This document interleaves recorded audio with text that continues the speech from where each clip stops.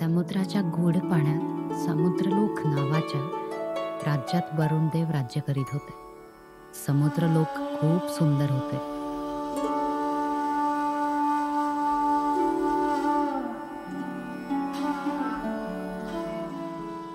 त्या राज्यात एक खूप हुशार आणि गोड जलपरी राहत असे, मत्स्य.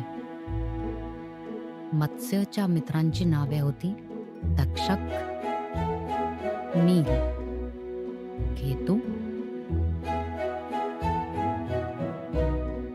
आणि ही आमची कमला.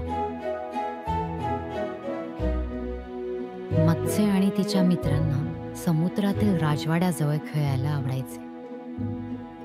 विष्णुदेवाने वरुण देवाला भेट म्हणून दिलेला शंख बघायला रोज मत्स्य आणि तिचे मित्र जात असत.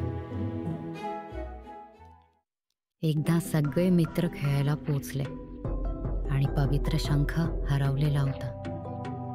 शंख हरवल्यामुळे सगळ्या समुद्र लोकांमध्ये धांदल उडेल, समुद्राचे नियंत्रण बिघडेल. कोणाच्या लक्षात आलंय का केतू पण गायब झाला आहे? नक्की दोन्ही गोष्टींचा काहीतरी संबंध आहे.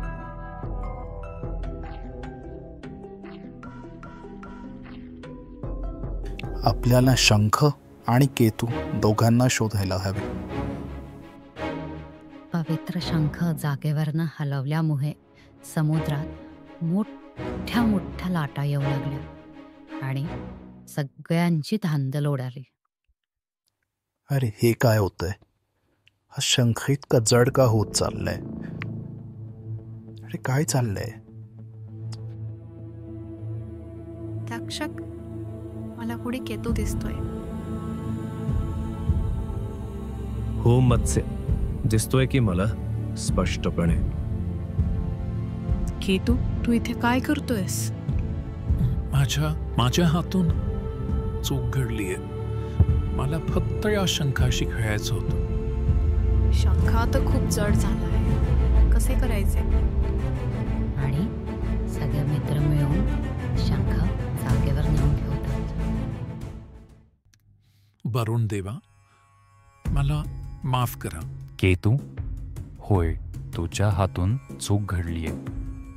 पण आता तुला कळाले का की सगळे मोठे लोक शंखाला हात लावायचं नाही होय वरुण असे देवा, का सांगत होते? मी माझ्या सगळ्या मित्रांचा पण आभारी आहे की त्यांनी मला शंख परत ठेवण्यात मदत केली.